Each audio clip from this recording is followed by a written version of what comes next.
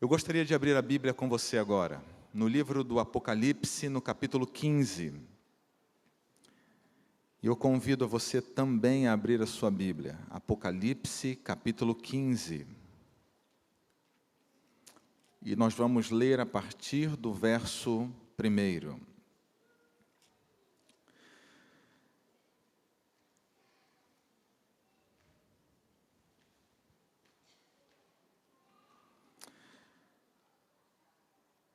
Vi no céu outro sinal grande e admirável, 7 anjos tendo os 7 últimos flagelos, pois com estes se consumou a cólera de Deus. Vi como que um mar de vidro mesclado de fogo e os vencedores da besta, da sua imagem e do número do seu nome, que se achavam em pé no mar de vidro, tendo harpas de Deus. E entoavam o cântico de Moisés, servo de Deus, e o cântico do Cordeiro, dizendo: Grandes e admiráveis são as tuas obras, Senhor Todo-Poderoso. Justos e verdadeiros são os teus caminhos, ó Rei das nações. Quem não temerá e não glorificará o teu nome, ó Senhor? Pois só tu és santo. Por isso todas as nações virão e adorarão diante de ti, porque os teus atos de justiça se fizeram manifestos. Depois destas coisas, olhei e abriu-se no céu o santuário do tabernáculo do testemunho, e os 7 anjos que tinham os 7 flagelos saíram dos santuários, vestidos de linho puro e resplandecente, cingidos ao peito com cintas de ouro. Então um dos 4 seres viventes deu aos 7 anjos 7 taças de ouro, cheias da cólera de Deus, que vive pelos séculos dos séculos. O santuário se encheu de fumaça, procedente da glória de Deus e do seu poder, e ninguém podia penetrar no santuário, enquanto não se cumprissem os 7 flagelos dos 7 anjos. O povo de Deus estava escravo por muitos anos, aproximadamente 400 anos.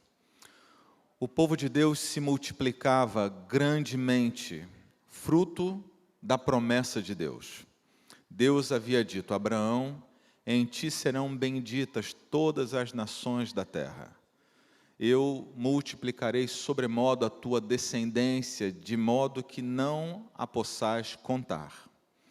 E agora no Egito, a descendência de Abraão crescia grandemente, e o rei do Egito, ao perceber esse crescimento muito grande, ele se preocupou pensando mais ou menos assim: eles já são em maior número do que nós egípcios. E se um dia eles se aliarem com algum de nossos inimigos, eles serão um grande exército contra nós. E pensando assim, Faraó decidiu desenvolver algumas estratégias para que o povo de Deus crescesse menos. E uma delas foi: vamos dar trabalhos mais penosos e pesados para eles. Vamos aumentar a carga de trabalho deles e então, assim, esperamos que eles não se multipliquem e o povo não cresça tanto assim. Só que sobre o povo hebreu havia uma bênção de Deus. E mesmo com os esforços do rei do Egito, o povo de Deus continuava se multiplicando, crescendo e se desenvolvendo. Por quê? Nada nem ninguém pode impedir a bênção e o plano de Deus. Aquele povo era abençoado e tinha a bênção do Senhor. E Faraó, percebendo que mesmo com os trabalhos forçados, penosos e mais duros e mais horas de trabalho, eles continuavam se multiplicando, então ele dá um segundo passo. E o segundo passo foi chamar parteiras e dizer para elas: todo menino hebreu que nascer, mate. Pode matar todos os meninos hebreus. Nascendo, percebeu que é menino, pode matar e jogar no rio Nilo. As parteiras não obedeceram. A Bíblia diz que elas temeram a Deus e desobedeceram a Faraó. Faraó, percebendo isso, chama as parteiras e elas disseram, elas são muito fortes, quando a gente chega, os bebezinhos já nasceram. Faraó insiste e dá um passo a mais, e nesse último passo ele dá a ordem de que todos os egípcios poderiam estar livres para matar os meninos nascidos entre os hebreus. Foi num contexto como esse que Moisés nasceu. E a sua mãe escondeu o bebê em casa por 3 meses, no limite das possibilidades dela.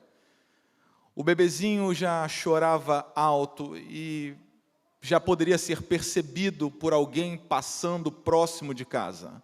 Um guarda poderia estar passando ali, um egípcio, ou alguém afirmar, olha, tem um bebê naquela casa, e aquela mãe tentando proteger o filho, ela agora tem uma ideia, e a sua ideia, humanamente, era completamente absurda.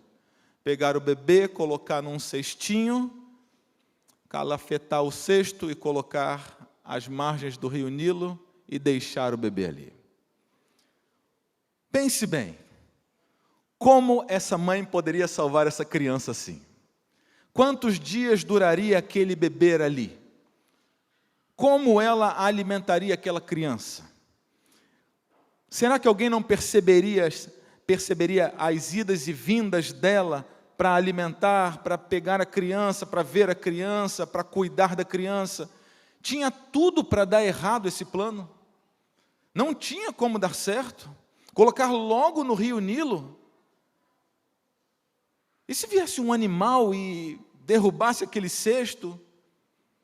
Aos olhos humanos, aquele plano tinha tudo para dar errado, mas anjos de Deus estavam velando aquele cestinho, porque aquele plano não era simplesmente um plano humano, apesar de aparentemente absurdo, era um plano comunicado por Deus àquela mãe. E há momentos que nós, como cristãos, pensamos, esse plano é absurdo demais, parar um dia na semana? Como que eu vou parar um dia na semana e ser abençoado? Vou ter mais? Mas a Bíblia diz, o sábado santo é o Senhor, e você deve nesse dia relembrar da sua dependência plena de Deus, você deve parar. E parando um dia você é grandemente abençoado por Deus. Como que eu, tendo 10, vou devolver 1 para Deus e vou ter 11, 12 ou 13? Que ideias absurdas são essas? Mas Deus, apesar da compreensão do homem e da compreensão de achar absurdos os planos de Deus, Deus comunica os seus planos, abençoa, cuida e guarda o seu povo. E guardou aquele cestinho, e agora a filha de Faraó, também comissionada por Deus, vai até o Nilo, abre o cestinho, vê o bebezinho, se compadece, reconhece que era uma criança hebreia, adota a criança agora vai para a casa da mãe, e a mãe cuida de Moisés por 12 anos. 12 anos educando o filho, dizendo para ele, você será o libertador do povo de Deus. Anjos de Deus haviam comunicado isso a Joquebede, aos líderes do povo de Deus, e Moisés foi crescendo, sabendo que ele era uma escolha de Deus para libertar o povo daquele jugo de aproximadamente 400 anos. Aquela mãe teve 12 anos para fundamentar os alicerces da educação cristã. Moisés agora, com 12 anos, vai ao palácio.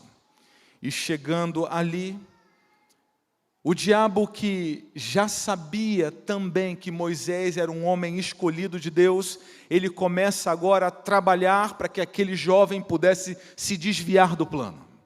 Ele começa a sutilmente oferecer e a mostrar o outro lado do palácio, das benécias, das coisas boas que tinham ali, para ver se Moisés se desviava do plano. Moisés, aqui você tem conforto.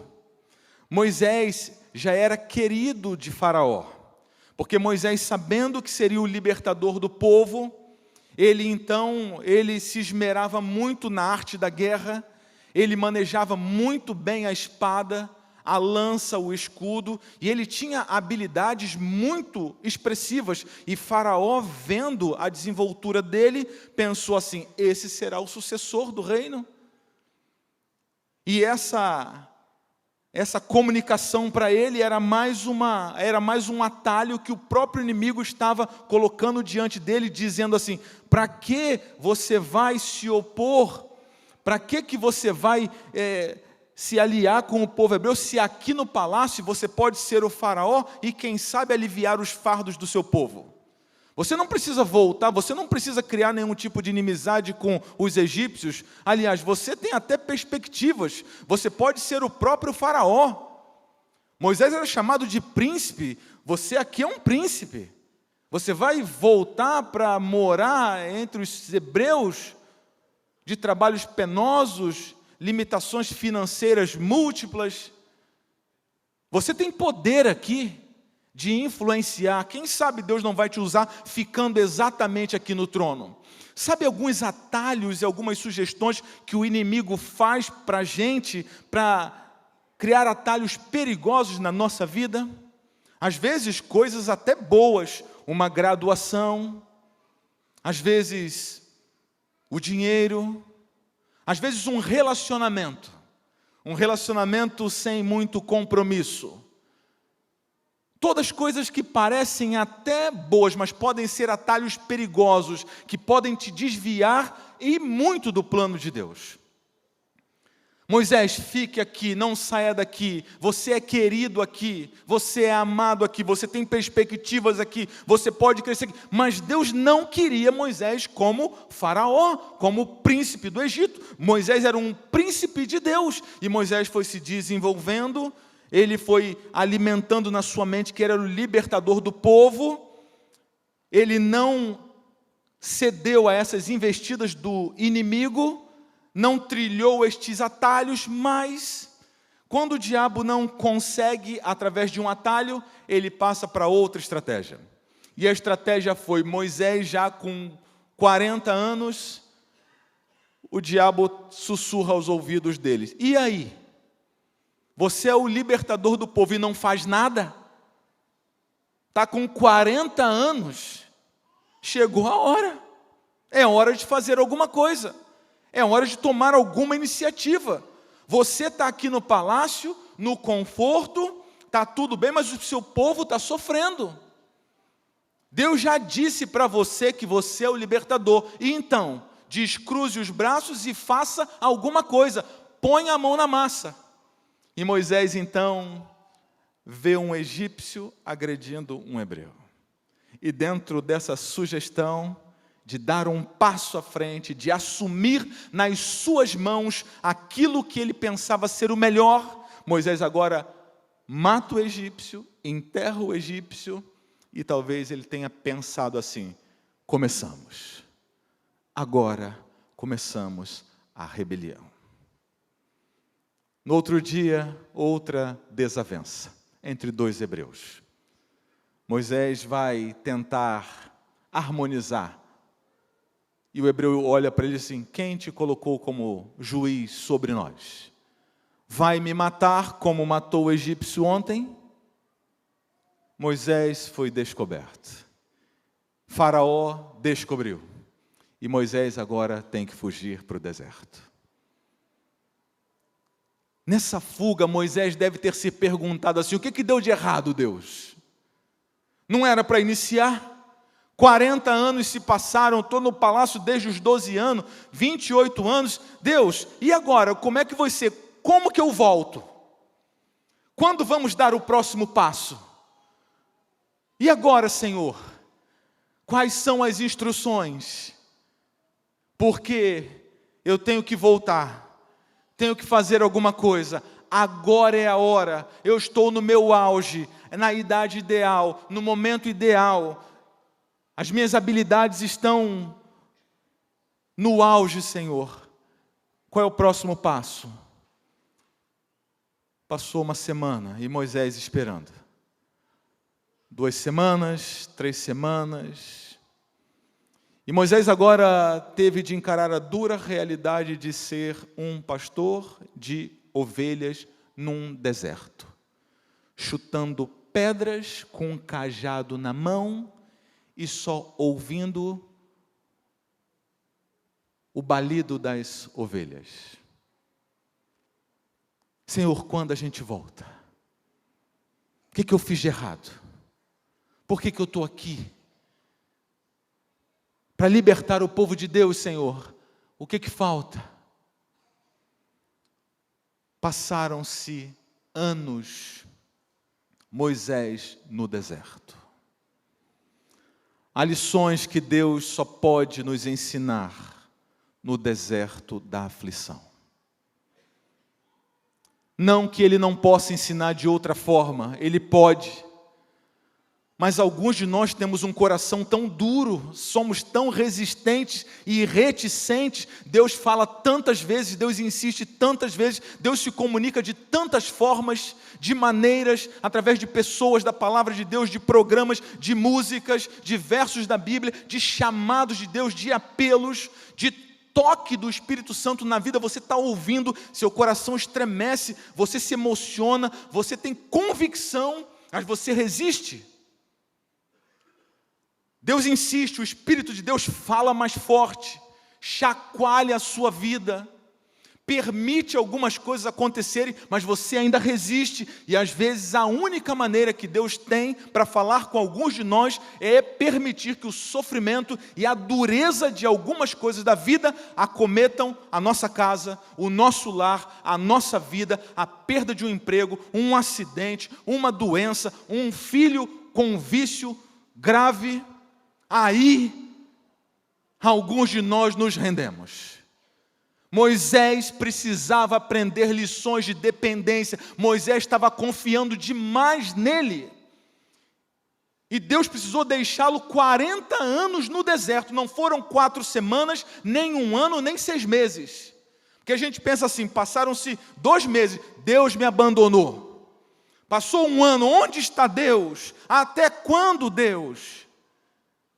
Deus é Deus e Ele está no mesmo lugar, cuidando de você, só que Deus quer salvar você. Deus tem compromisso com a sua salvação e, se preciso for, Deus permite o seu sofrimento aqui e agora para moldar seu coração e a sua vida.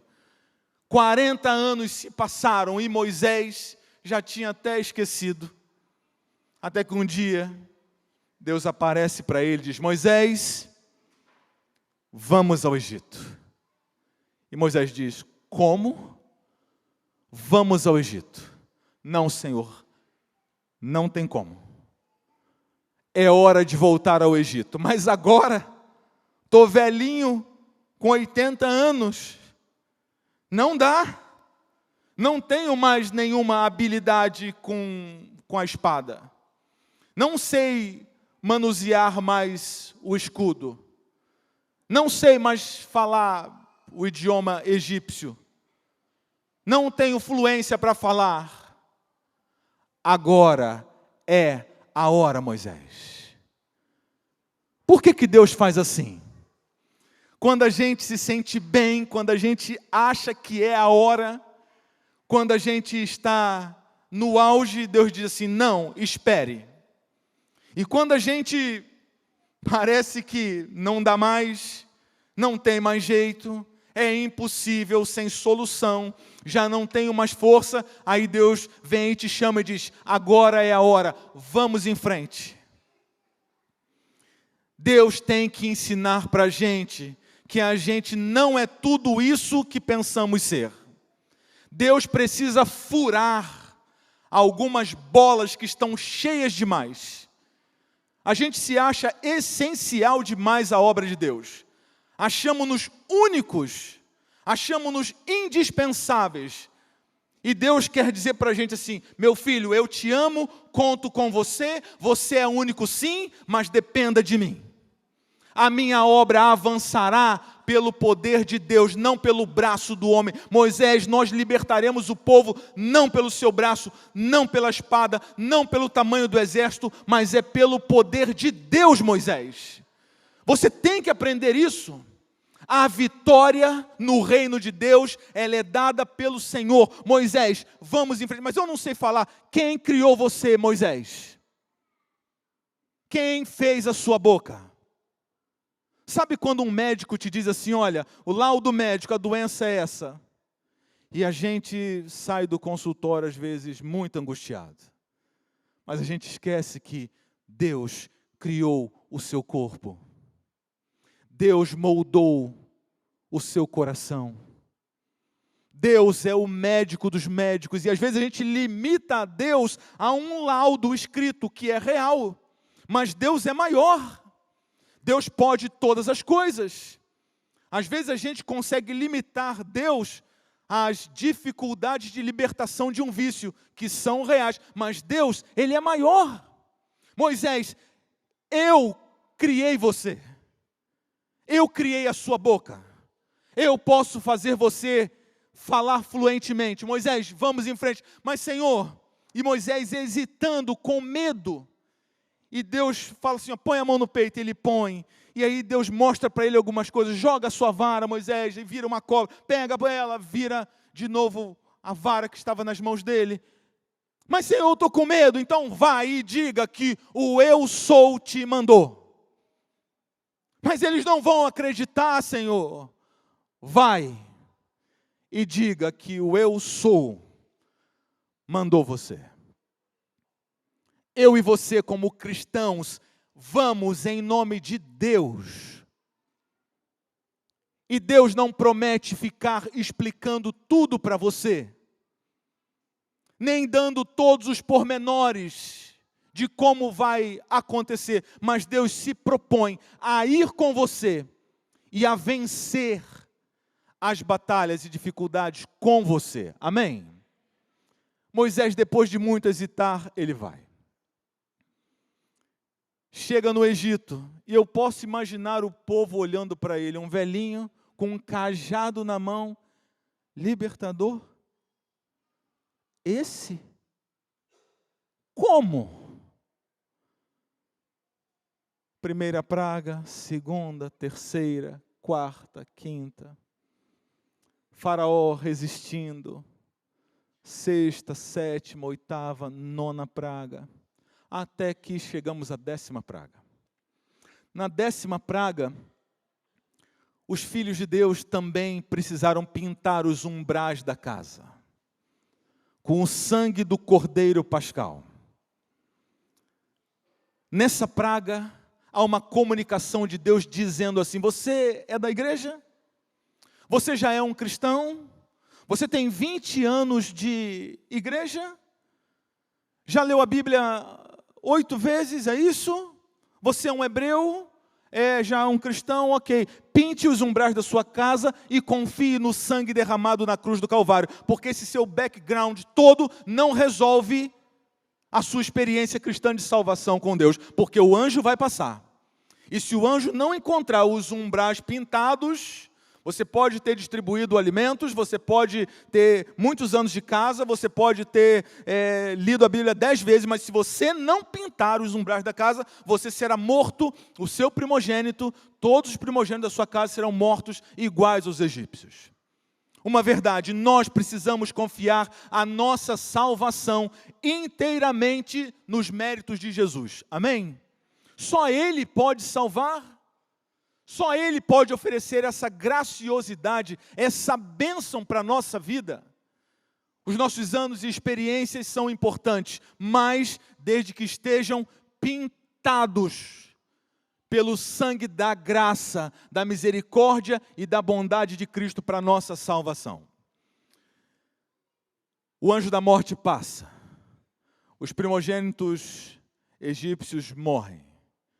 Faraó no outro dia assim, ó, vão embora, sumam daqui, podem arrumar as coisas e agora podem ir, vão embora. E aí o povo estava acostumado, Faraó vinha uma praga, ele falava, pode ir, aí passava um tempinho, não vai mais. E eles estavam aflitos, começaram a arrumar as coisas, vamos embora, antes que ele mude de ideia. Vamos embora, e começaram a arrumar apressadamente, até que veio de Deus uma oração, calma. Que pressa é essa? vão e peçam ouro, prata e riquezas aos egípcios. Batam nas portas dos egípcios e digam assim: nós trabalhamos aqui esse tempo todo e vocês são devedores da riqueza de vocês, do nosso trabalho. Mas assim, podem ir. O povo hebreu batia na porta dos egípcios e os egípcios davam prata, davam ouro, bronze, animais, alimentos. O povo de Deus saiu do Egito riquíssimo. Sabem por quê?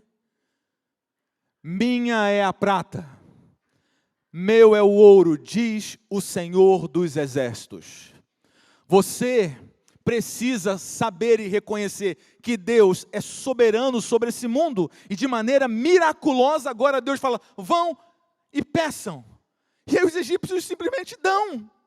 A obra de Deus, ela avançará com os recursos nossos ou com os recursos de pagãos que são devedores a Deus por muitas dádivas e bênçãos que o Senhor dá diariamente. Porque Deus é dono da prata, dono do ouro e de todas as coisas. E agora o povo hebreu vai saindo, e eles vão saindo felizes, contentes. Finalmente agora não são mais escravos, com a cabeça de escravos, mas agora estão se tornando livres. Milhões de pessoas saindo, Moisés à frente desse povo, e eles saem louvando a Deus, carroças, animais, crianças, mulheres, homens, vão saindo e vão andando.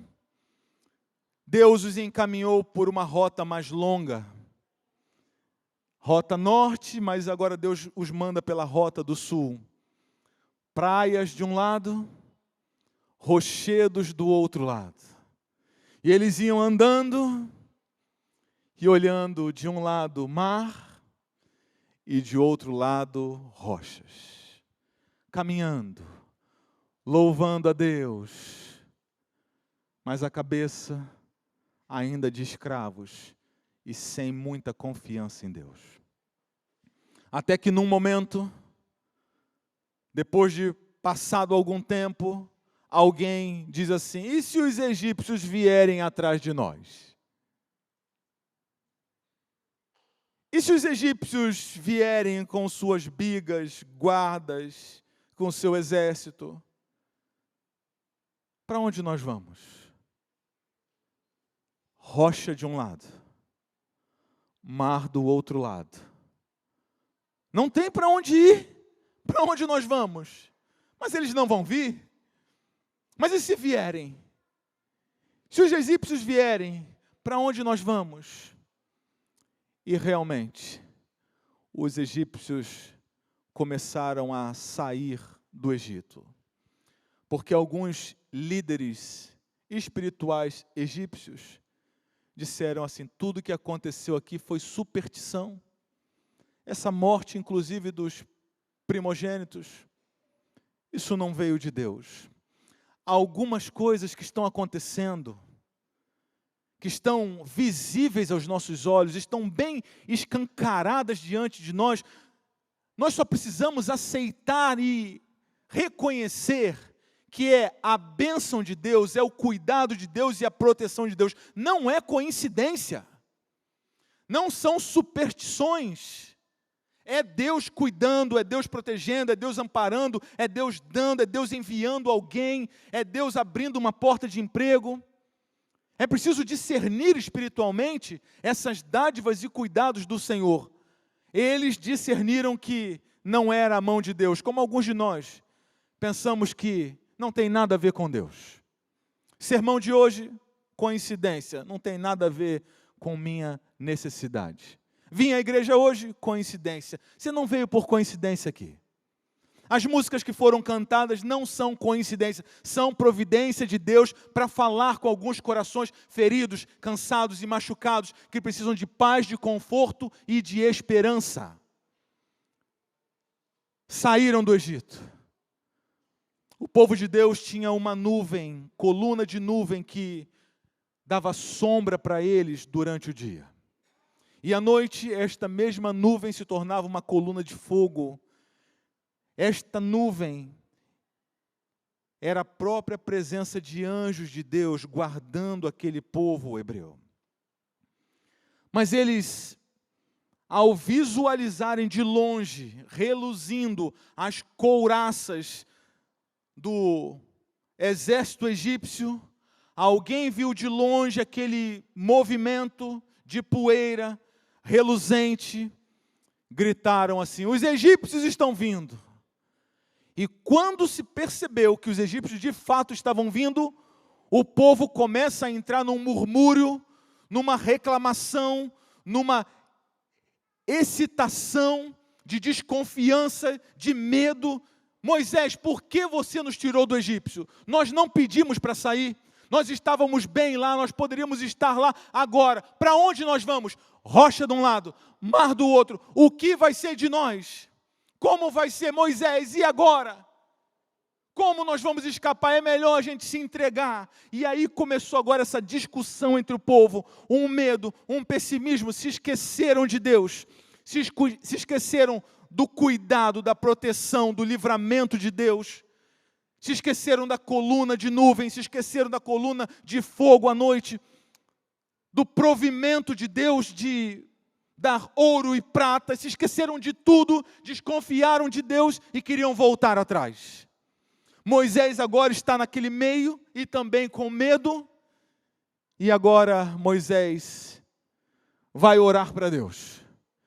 E ele vai a Deus e diz: Senhor, e agora? E aí Deus fala a Moisés assim: Moisés, por que você está clamando a mim?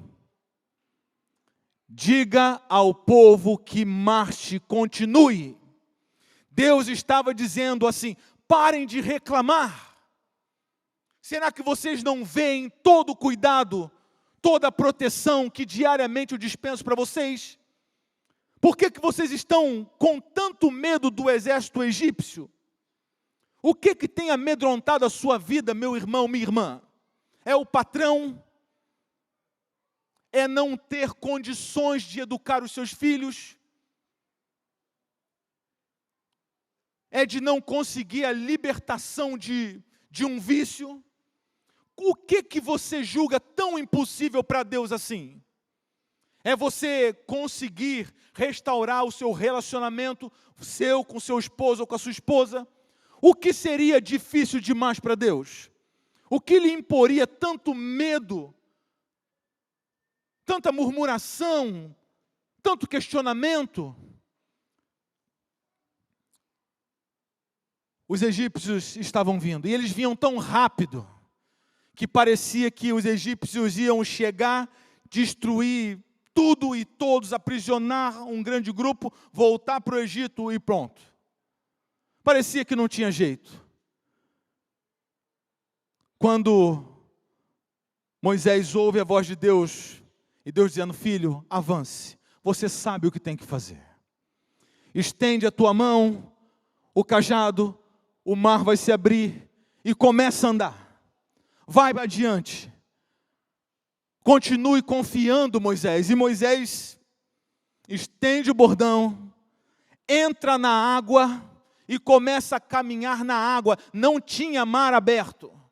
Algumas vezes nós precisamos caminhar pela fé, desafiar-nos a confiar em Deus extremamente e unicamente pela fé. Não tem vislumbre nenhum ainda. Deus não mostrou nada. Mas é preciso confiar em Deus. No reino de Deus há um elemento essencial chamado fé, confiança no Senhor. Avança, Moisés. Parem de reclamar, parem de chorar, parem de questionar o meu poder e avancem, caminhem. E Moisés começa a caminhar, levanta o bordão e aí o mar começa a se abrir. Você pode imaginar os ventos rugindo e o mar se abrindo, e o povo vendo pela primeira vez um mar se abrir. Nunca tinham visto isso, e nem nunca aconteceu outra vez. O mar se abrindo, e agora Moisés: vamos, Mas eles estavam preocupados porque os egípcios estavam vindo. Mas eu, calma, meus filhos, que medo é esse? Que excitação é essa? Como nós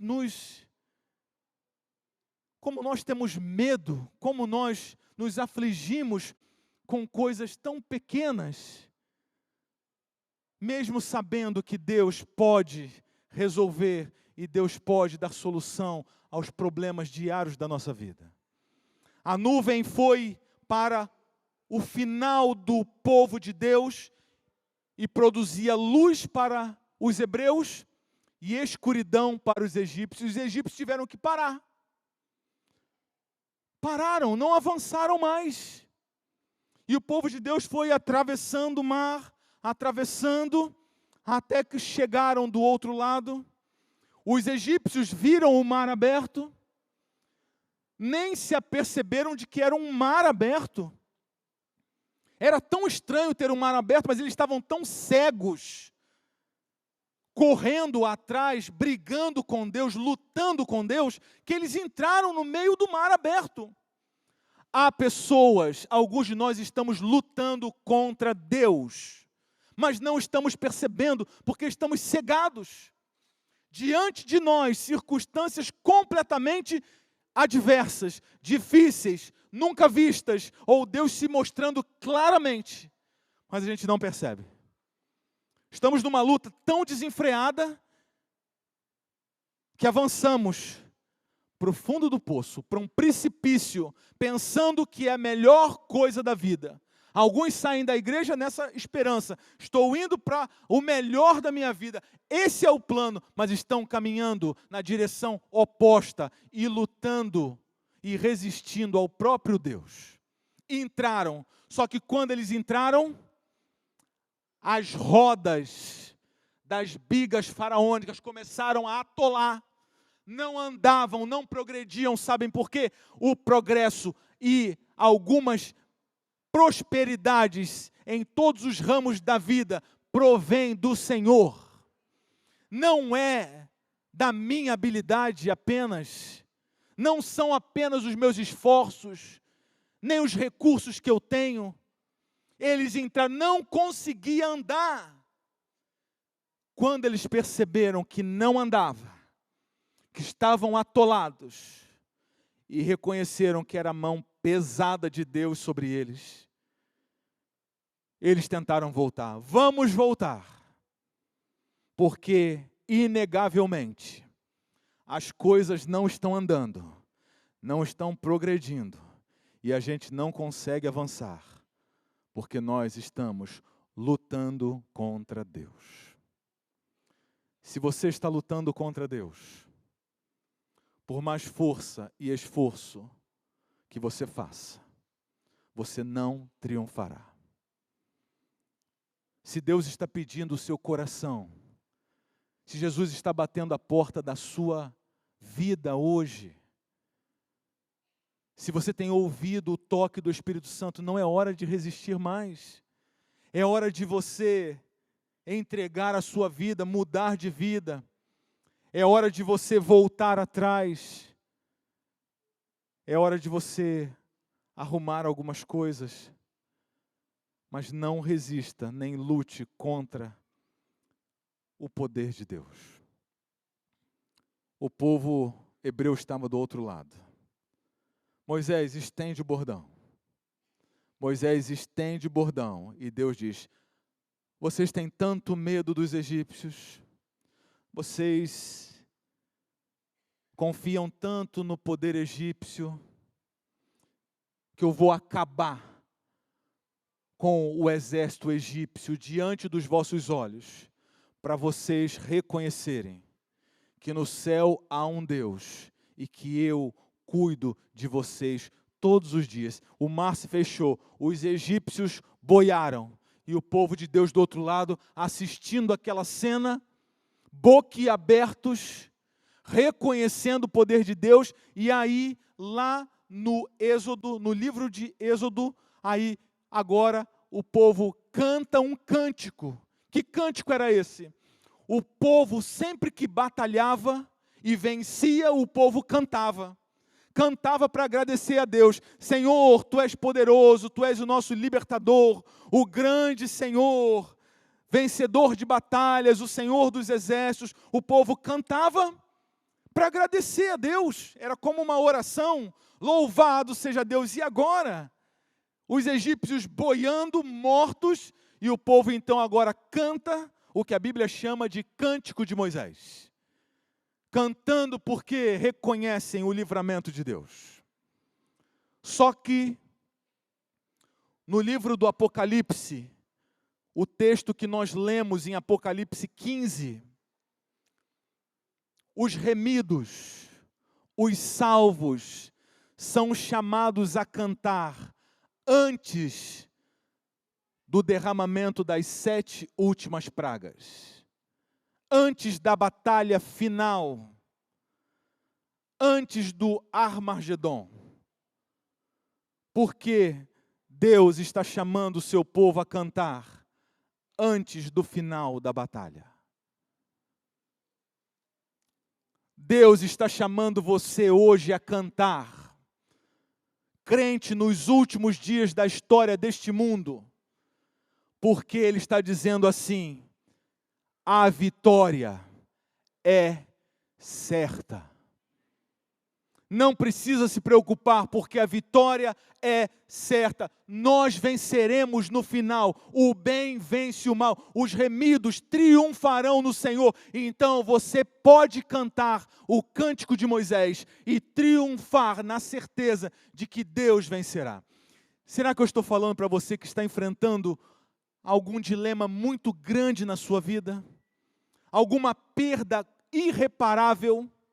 Algum vício que está destruindo a sua casa, o seu lar, o seu relacionamento, e você olha para um lado rochedo, olha para o outro lado mar, você não tem para onde ir, e você se pergunta: Deus, e agora? O que eu faço? Me ajuda, Senhor. Deus está dizendo nessa manhã para você: comece a cantar. Comece a louvar. Pare de me questionar. Pare de murmurar. Com água nos pés, nos joelhos, comece a andar, porque a vitória será certa. Nós vamos encerrar com uma música agora.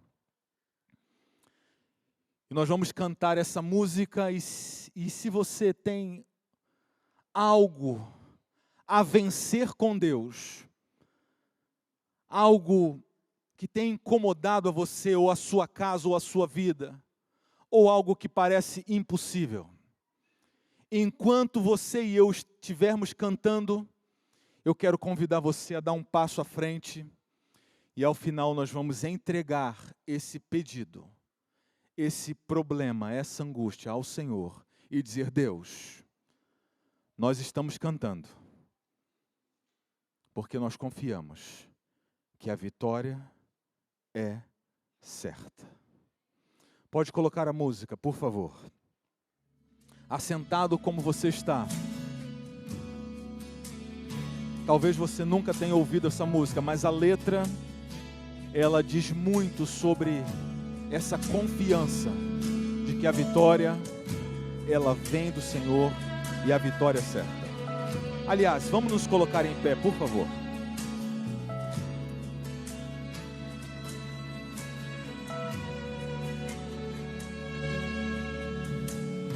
Quando levantei os olhos, eu vi o inimigo vindo atrás de mim.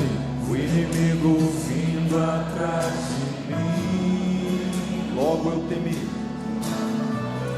Logo eu temi, então clamei. A quem? Ao Deus de Israel.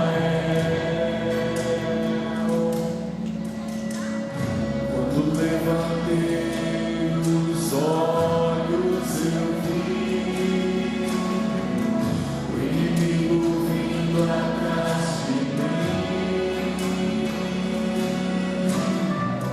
Logo eu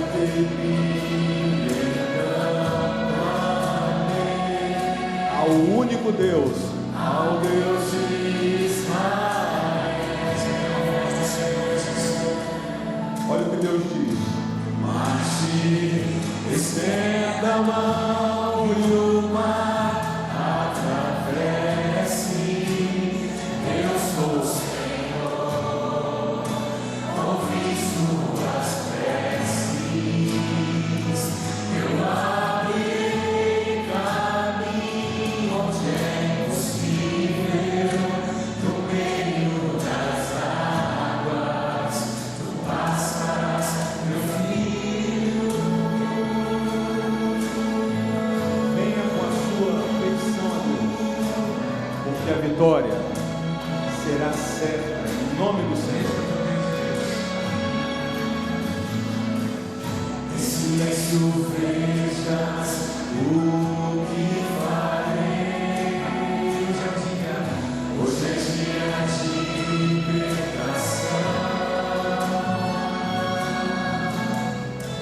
Inimigos não se levantam. Olha a promessa de Deus. Por ti eu lutarei.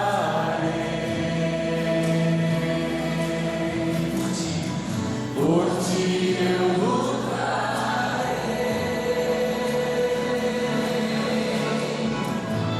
Marche, estenda a mão e o mar atravesse. Eu sou o Senhor, ouvi suas preces. Eu abrirei caminho onde é impossível, no meio das águas. Tu passarás, meu filho, adiante de ti. Meu anjo virá, exército te alcançará. E uma será por ao teu redor, secos teus pés andarão no caminho entre as águas, no caminho entre as águas. E o Senhor diz: marche. Marche, estenda a mão e o mar atravesse. Eu sou o Senhor, ouvi suas preces. Eu abrirei caminho onde é possível, no meio das águas. Tu passarás, meu filho.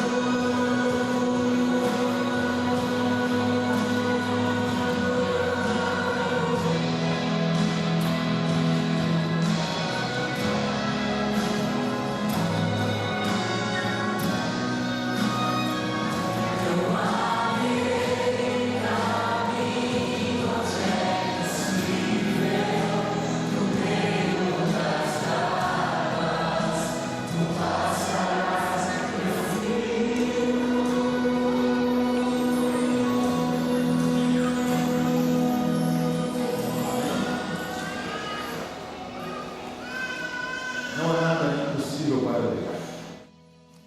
Deus está mandando você começar a cantar e agradecer por bênçãos que Ele ainda vai dar. Talvez no caminho para casa, talvez hoje ainda, talvez no Dia das Mães, uma reconciliação. Talvez a cura seja nessa semana. Avance pela fé, cantando, confiando. A vitória é certa em Jesus. Nosso bom Deus, obrigado por tuas promessas de cuidado, proteção e amparo. Obrigado porque ao teu lado, ó Deus, nós temos segurança e esperança de vencer as batalhas longas, duras e difíceis desta vida. Algumas batalhas são tão duras, ó Deus, algumas dificuldades tão grandes, que parecem aos nossos olhos intransponíveis. Já tentamos tantas vezes, tantas soluções, tantos conselhos, tantos pedidos de perdão.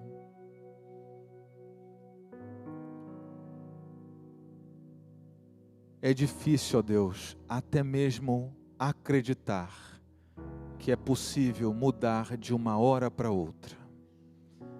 É difícil acreditar que cantando o Senhor possa vencer uma batalha por nós.